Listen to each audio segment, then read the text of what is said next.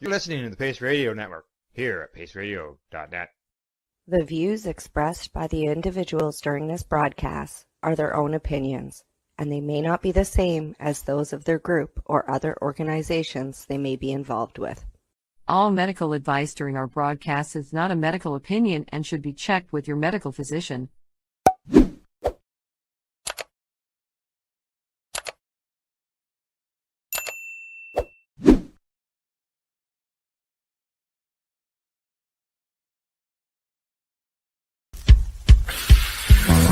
Oh yeah, baby, that's lovely.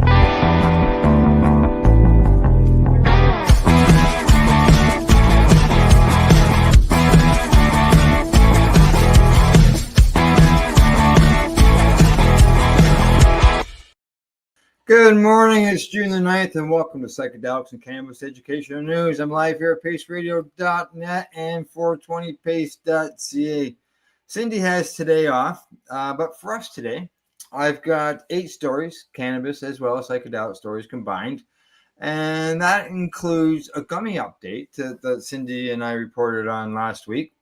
And have you ever wondered how much the global cannabis market is worth? We're going to find out today what they project it will be.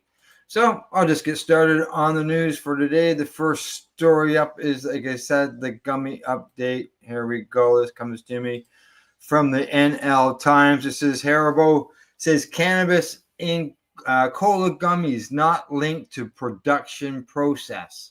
Now, Haribo, the confectionery company, has stated that the cannabis detected in their cola-flavored gummy candies did not enter the products during the manufacturing process. This conclusion follows an independent investigation conducted by the company. Haribo, a spokesperson, confirmed that independent laboratory tests were carried out, which included samples from the store batch of the candies in question, the raw materials used during production, and products already on sale in Dutch stores. All test results came back negative, indicating no evidence of contamination. The spokesperson added, "Our internal investigations also show that there were no irregularities in our production process." So how did it happen? The origin of the cannabis found in the sweets remains unknown. According to Haribo, the reports were related to one specific product in the eastern Netherlands. Following the notifications, the entire batch was recalled. The recalled product consisted of kilogram bags of their Happy Cola Fizz with a shelf life dated January 2026. Now, Hospital Group 20 confirmed this week that it treated 2 children, both toddlers and preschoolers, who became ill after consuming the gummies. One child was in a coma for a period. Several members of the same family also fell ill after eating the well-known cola bottles. There you go. Wonder if they'll find out. I'm sure the investigation must be ongoing to find out how it got into their candies, but it's good to see that wasn't in their regular production, but still, it's a concern when, especially when kids are getting a hold of infused candies that get them really high, and it bothers adults, never mind kids who don't understand what's going on. But from that, we're going to move on to the next story. And this one comes to me from MJ Biz Daily, and it says the Canadian cannabis industry adds $9.1 billion to the nation's GDP. $9.1 billion. That's the B, people. The Canadian cannabis industry added $9.1 billion to the country's gross domestic product during the first quarter of 2025. That's up from $8.3 billion in 2024. Licensed cannabis production in Canada increased by 10.5% from March 2024 to March 2025, and by 1.2% from February 25th to March 2025. So a month's time there. Cannabis news outlet StratCan has reported this. They say, now sales at licensed cannabis stores rose by 4.7% year over year, but declined 0.2% from February to March. As regulated cannabis businesses experienced increases in production and sales, unlicensed operators experienced declines. Now, unlicensed cannabis production dropped 4.5% year over year and 0.1% between February and March. I wonder how they know it's unlicensed cannabis production. Unlicensed stores experienced declines 4.4% and 0.1% during the same period. They can look at that as the number of stores, I guess. Now, according to Stats Canada, Canadian households spent $11.7 billion in recreational cannabis in the first quarter, which is down slightly from the previous quarter, but up from a year over year. Now, 1.6 billion Canadian dollars in the first quarter, about the same as the fourth quarter in 2024, and up slightly from the first quarter of 2024. So there you go. Cannabis is adding to the gross domestic product right here in Canada. And some people said, oh, yeah, it won't do anything. Well, it's made a big difference by legalizing and getting that money. Hopefully it's being used properly, but we know that there's some spots that we have some questions about, as we reported on recently in BC. So, all right, on to my next story. This one comes to me from the Marijuana Moment. It says Trump wants to delete state medical marijuana protections from budget while continuing to block cannabis sales in DC. So, marijuana protections for medical cannabis. Let's see what this is all about. President Donald Trump is again proposing to remove existing protections for states that have legalized medical cannabis, while maintaining a ban that's prevented Washington, D.C. from enacting a system of regulated adult use cannabis sales. He's proposing to remove the ban. Oh no, protections for the patients. That's not good. As part of his budget request for 2026 fiscal year sent to Congress on Friday, Trump is seeking to delete a long-standing rider that's barred the Justice Department from using its funds to interfere in the implementation of state-level medical cannabis laws. They're going to start raiding medical cannabis dispensaries? Come on. This is Trump's first budget request of his second term, but during his first term, he similarly called for its deletion each year of his presidency. President Joe Biden, on the other hand, consistently proposed to continue the medical cannabis provisions intact in his budget request, though President Barack Obama, like Trump, had sought to delete it. Just make it law that it's federally allowed. Having these things go. How are people supposed to be able to do anything? Patience, come on. Congress has the final say on appropriation legislation language, however, and has not followed through on any president's request to delete the medical cannabis protection since it was first enacted into law in 2014, though lawmakers have also declined to expand the protections to cover state recreational cannabis programs. After signing, it bounced. There we go. After signing prior appropriations bills into law that included the medical cannabis protection in contravention of his request to delete it, Trump on 3 occasions issued statements that specifically said his administration will treat this provision consistent with the president's constitutional responsibility to faithfully execute the laws of the United States, implying he was reserving his right to ignore the rider. The latest action of Trump's new budget request will likely come as a disappointment to advocates and stakeholders who have held out hope that the president would take a new direction on cannabis policy reform, especially after he endorsed rescheduling, industry banking access, and a Florida cannabis legalization ballot initiative that ultimately fell short. Adding to the disappointment, Trump again called for the continuation of a separate rider that has blocked D.C. from using local taxpayer dollars to legalize and regulate recreational cannabis sales in the nation's capital. Rep. Eleanor Holmes Norton has been vocal in her criticism of the provision, championed by Rep. Andy Harris, and she said last month that she will push for colleagues to join her in an effort to remove the language. As Congress works on the fiscal year for 2026 appropriation bill, I will continue to fight to remove this rider, she said, while referencing a recent statement from the White House that called the district's move to enact local cannabis reform as an example of a failed policy to open the door to disorder. The president's latest budget request additionally proposes to keep a section that prohibits the use of funds for any activity that promotes the legalization of any drug or other substance included in Schedule 1 of the Schedules of Controlled Substances established under Section 202 of the Controlled Substances Act, except for normal and recognized executive congressional, which that would include cannabis.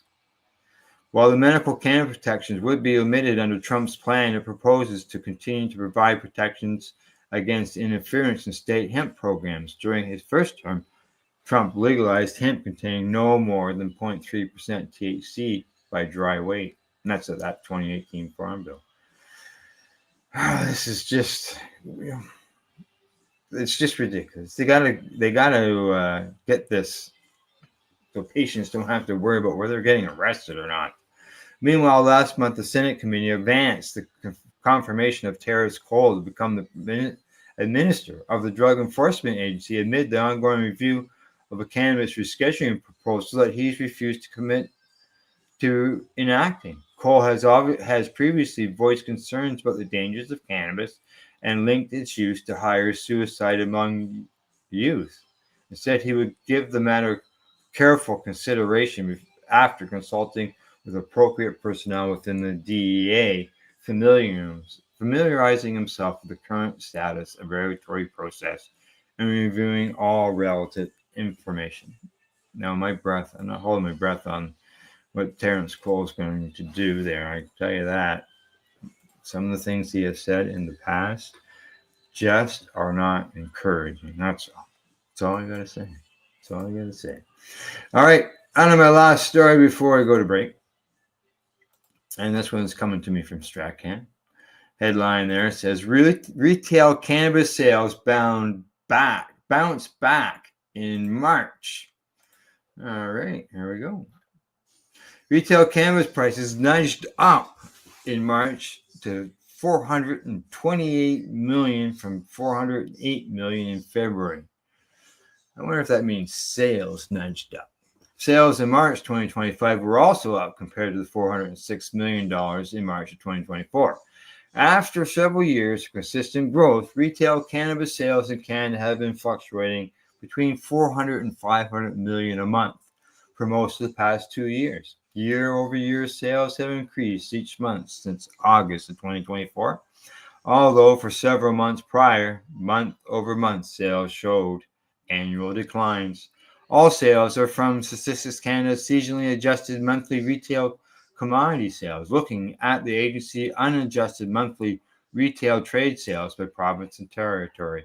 Ontario continues to lead the country in sales with $174 million in March of 2025.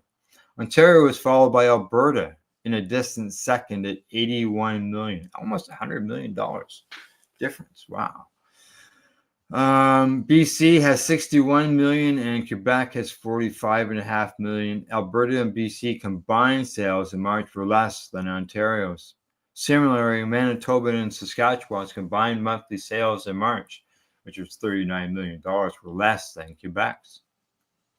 Stats Canada grades the quality of their figures from A to C, with A being the highest quality data and C being considered good. So there you go. Sales.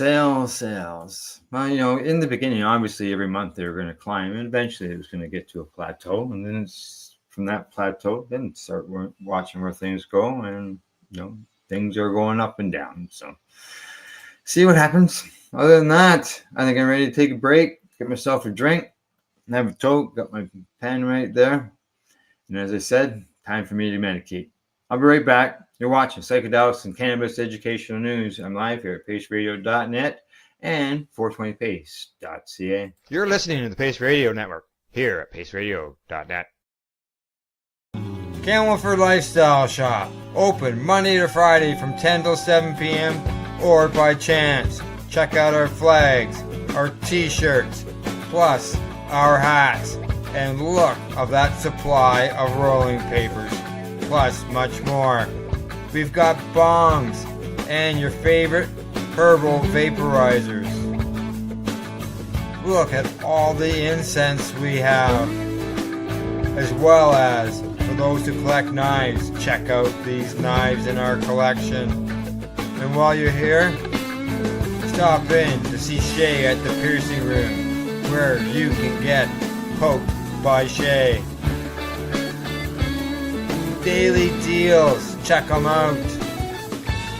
Campbellford Lifestyle Shop, 17 Bridge Street West, Campbellford, Ontario. What do you find at paceradio.net? People advocating cannabis education.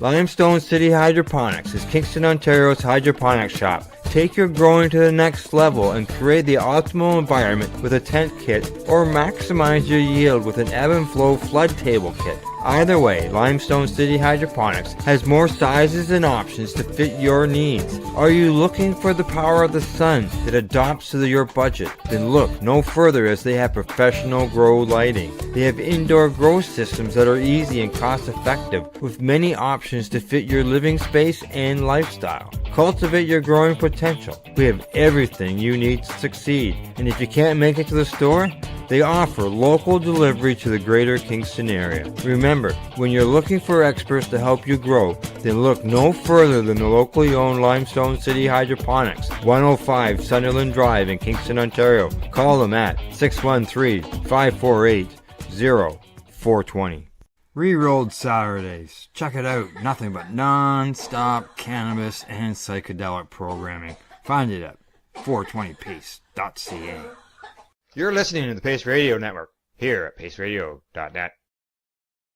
And back from a medication session, and you're live with Psychedelics and Cannabis Education News. I got 4 more stories to go through, and here we go. First one up from Marijuana Moment. Headline says, federal judge allows lawsuit seeking home psilocybin care to proceed, rejecting Oregon's officials' motion to dismiss. More people in Oregon could eventually access legal psilocybin following a new federal court ruling in favor of plaintiffs who argued that the state's first in the nation's psilocybin law wrongfully prevents homebound patients from seeking care. 4 care providers, 3 licensed psilocybin facilitators, and a physician specializing in advanced and terminal illnesses sued the state over a year ago, alleging that the state Psilocybin Services Act discriminates against disabled individuals who can't travel to designated service centers where the substance is administered. Makes sense. The providers say that they were told by the Oregon Health Authority that there was no way to accommodate homebound patients under the state's psilocybin law. In a 12-page ruling issued late last month, a district judge, Mustafa T. Kazkabuna, denied the state's motion to dismiss the suit, opinion that the plaintiffs have standing to bring the challenge, and that a modification of the state's psilocybin law to provide a reasonable accommodation to homebound patients under the Federal Americans with Disability Act would not violate principles of federalism. The ruling says the court agrees with plaintiffs and finds that their requested remedy rests on physical access rather than use or distribution of a controlled substance in violation of state and federal laws.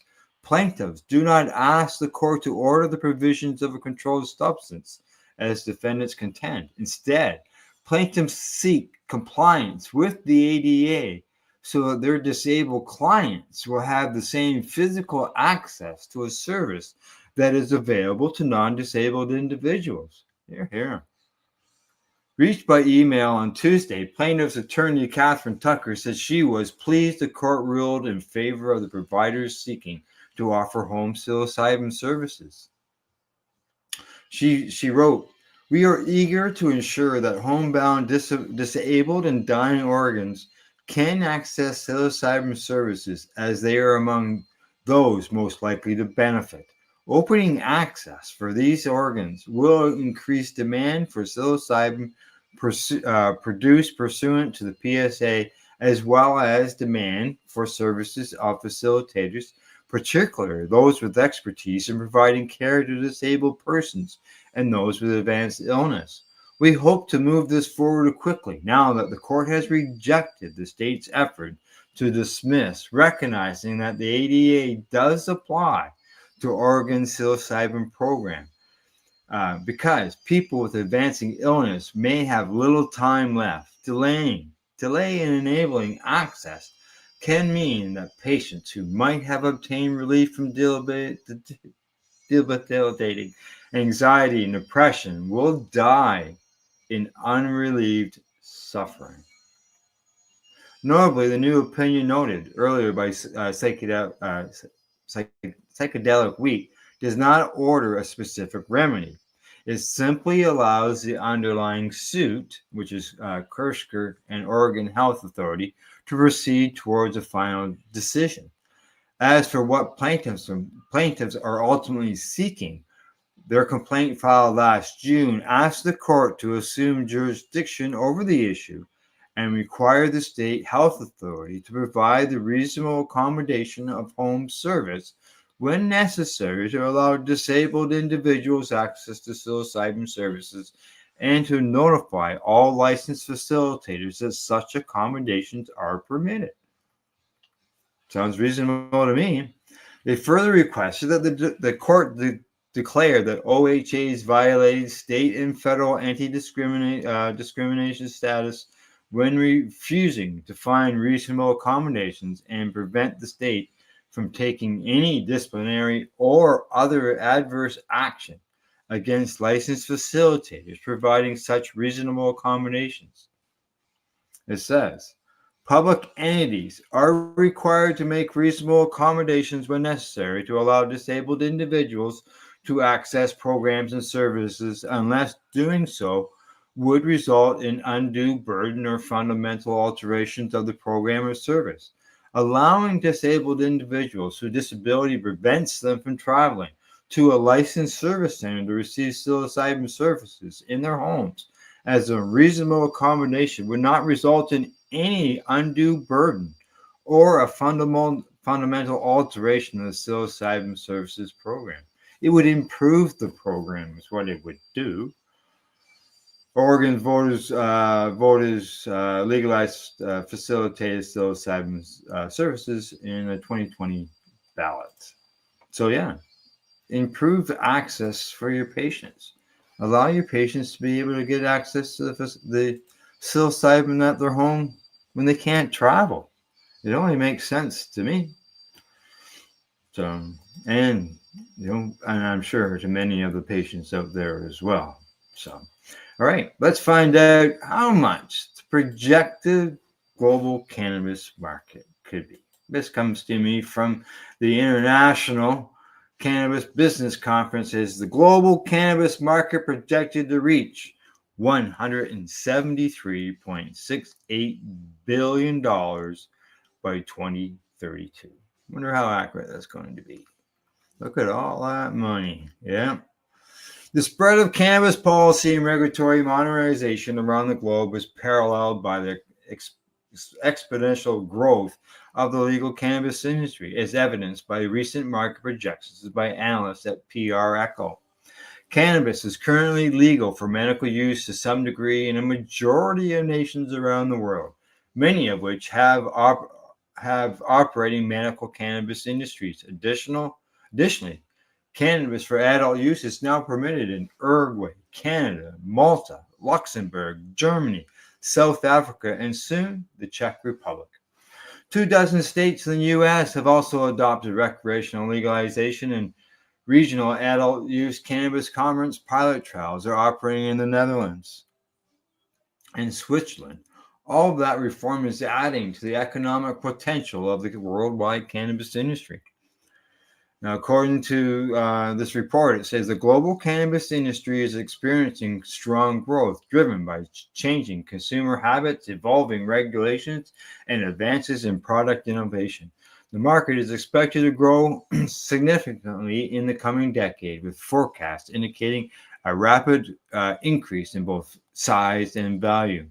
The global cannabis market, valued at $50 billion in 2024, is expected to reach 173.68 billion by 2032, growing at a remarkable compound annual rate of 16.9% between 2025 and 2032, according to the report. This growth will be driven by the increasing acceptance of cannabis for both medical and recreational purposes, as well as the growing legalization of cannabis in various countries and regions. Now, PR Echo notes that North America currently accounts for a significant share of the total legal market, and that the region is expected to maintain its leading position throughout the forecast period, primarily due to the ongoing legalization of cannabis in the US and Canada. Now, the market analysis predicts that Europe will be the fastest growing region for the legal cannabis industry for the foreseeable future, and that Europe is emerging as a major player in the global cannabis industry, noting that rising demand for medical cannabis products and advances in scientific research are further driving this growth. Now, the expansion of the legal global cannabis industry is entirely dependent upon cannabis advocates' ability to successfully pursue policy and regulatory modernization where it doesn't already exist, and to prevent the regression of modernized laws and industry regulations where they are already implemented. Yeah, we can't go backwards, people, as we've seen in Thailand, right? So they've gone from legal back to just medical, and which has been a bit of a upsetting going on there, that's for sure. All righty, move on to the next story. This one's going to come to me from the marijuana moment, and this is one industry that, when it comes to legalizing cannabis, that never gets discussed, but yeah, according to the marijuana moment, the headline here says, hotels see significant boost in revenue following marijuana legalization. And this according to a new study. Yeah, hotels. A new study exploring the impacts of adult use cannabis legalization on the hospitality industry finds that hotel revenue increases by 25.2%. Due to dispensary legalization and the effect continuing to grow even 6 years after legalization.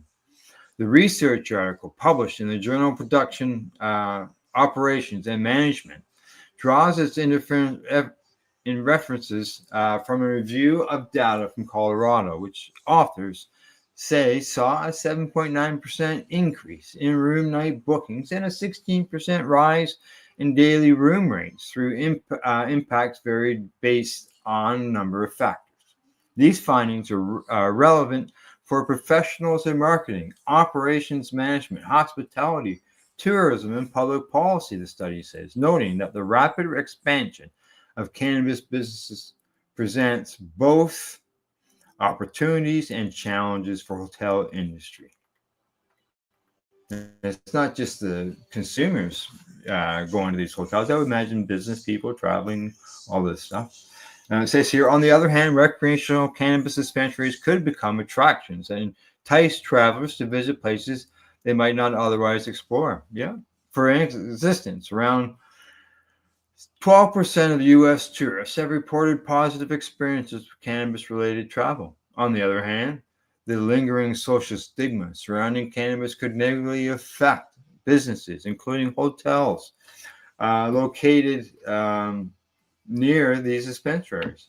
This concern is underscored by a Colorado Office of Economic Development and International Trade report, which found that about 10% of the U.S. leisure travelers view Colorado as a less desirable destination because of recreational cannabis. Well, there's a lot more states now that they're going to have to add to that list, I guess.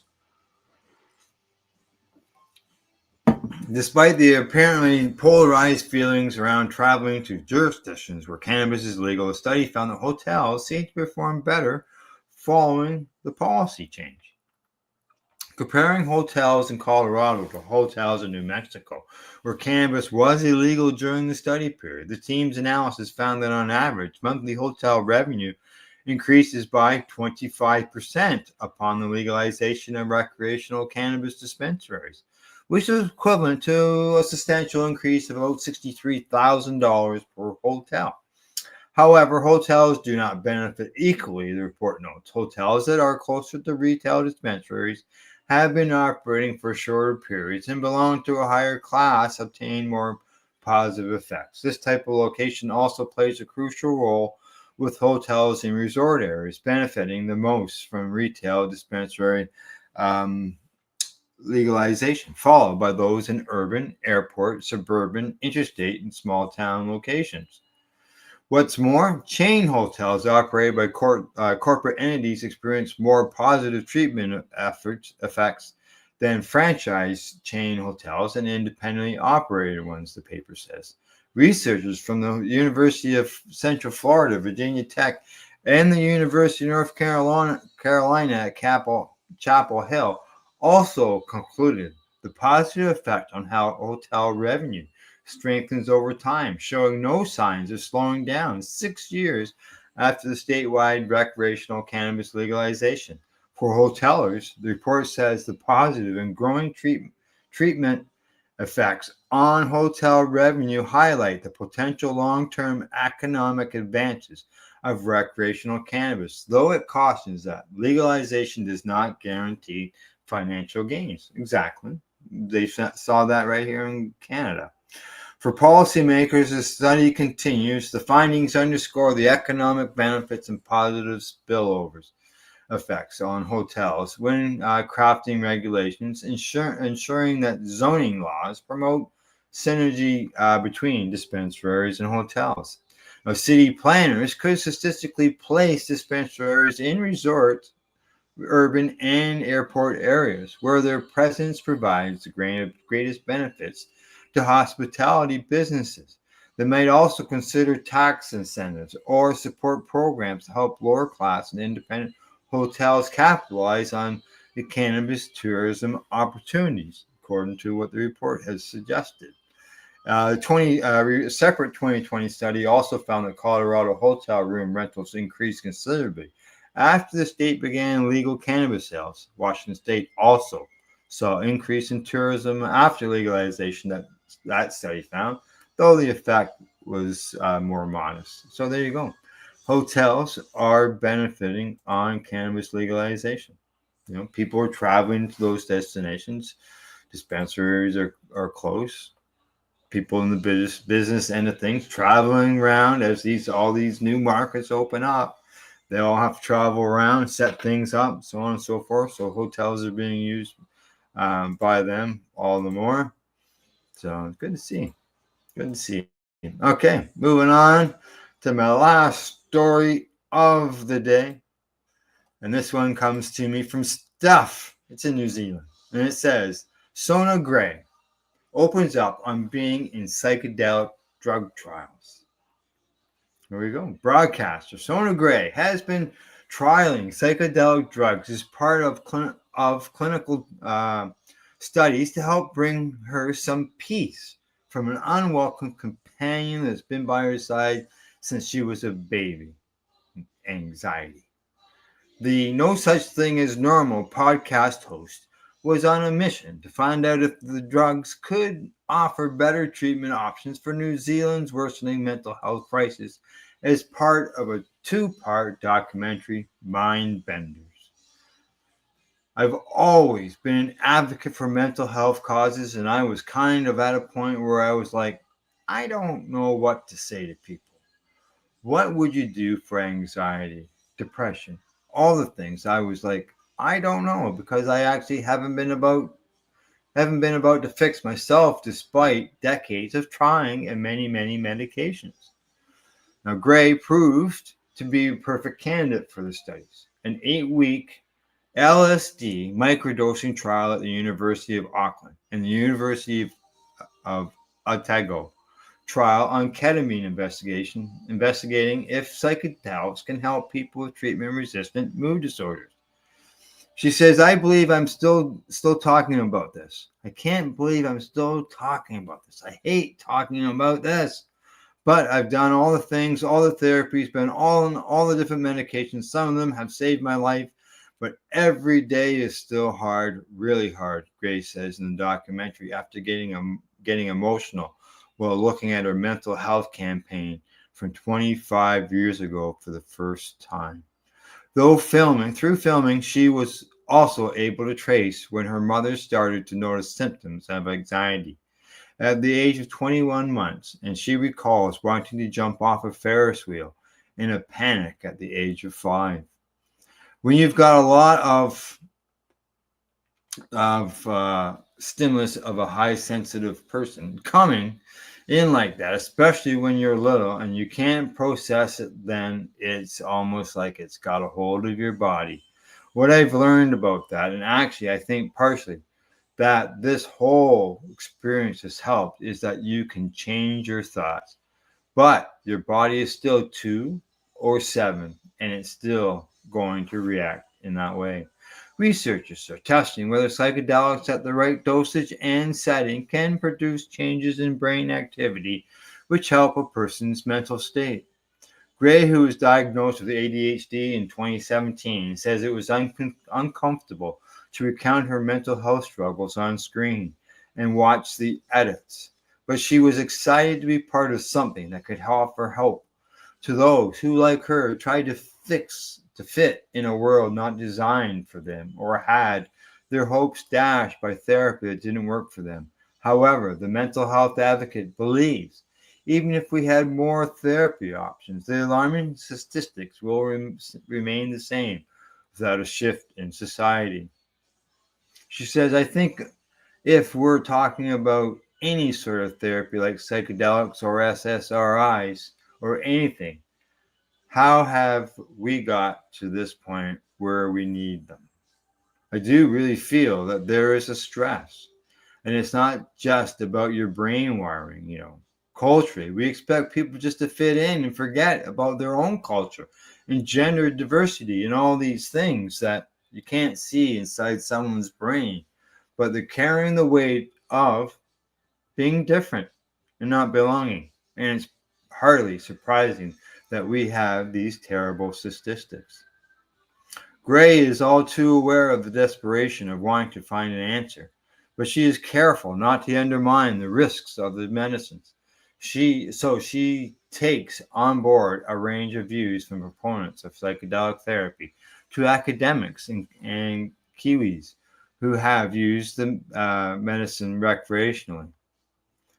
It was a humbling experience because I just didn't know. I thought drugs are bad, but I've never thought why.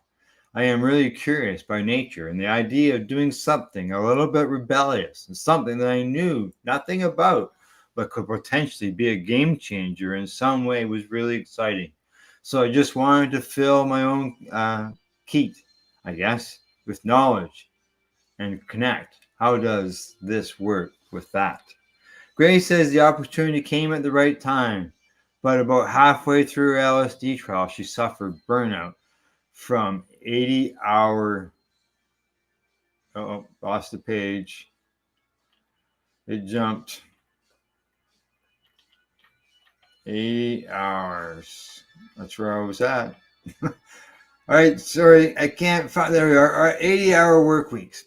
I think people were like, "Oh, but how can you be burnt out?" Well, obviously the LSD or whatever isn't working. It would be weird if a microdose LSD would start off burnout, like you wouldn't want to take something that was that potent. Well, she says in the documentary, it's possible the medicines helped her not completely go down. Sersh, and I'm not going to guess that name, who is leading the University of Auckland study, advises caution not to ascribe any gains or losses in the drugs alone. Since the filming, Gray has tried different ketamine formulations in a clinical setting, which has helped her make sense of her past experiences, feelings, and thoughts. But it's not something that I would want to do long term. I'm really excited about the future of psychedelic therapy in general. I really do feel that there's a place for it. It is something that personally I'd like to experience or explore more at a later time. So there you go. Done. All 8 stories, and looks like she's, she's got some relief from doing the psychedelics, and let's hopefully she continues and things do improve for her. So, but yeah, that's it for today. I got all the stories in and got some spare time as well, so that works out good for me. Got a busy day today, but other than that, that's it. That's for it for today. So thanks for Buds, Camelford Lifestyle Shop, addies.ca, Limestone City Hydroponics.ca, and thanks to you guys for tuning in. Thanks for watching, whether you're or listening, because this does go out as a radio podcast afterwards. But other than that, as I always say, as I've been saying for over 15 years, please don't forget to educate, medicate, and do not incarcerate. You're listening to the Pace Radio Network here at paceradio.net. The opinions of the individuals during this broadcast are their own, and may not be the opinions of their group or other organizations they may be involved with. All medical advice during our broadcast is not a medical opinion and should be checked with your medical physician. Enjoy the buzz of legalization with Campbellford Lifestyle Shop. From lights to plant nutrients, books, consumption accessories, and more, we've got all your basics to grow or consume cannabis. Visit our info center or take a look at our piercing services and body jewelry, now available in-store through Campbellford Lifestyle Shop, 17 Bridge Street West, Campbellford. Limestone City Hydroponics is Kingston, Ontario's hydroponics shop.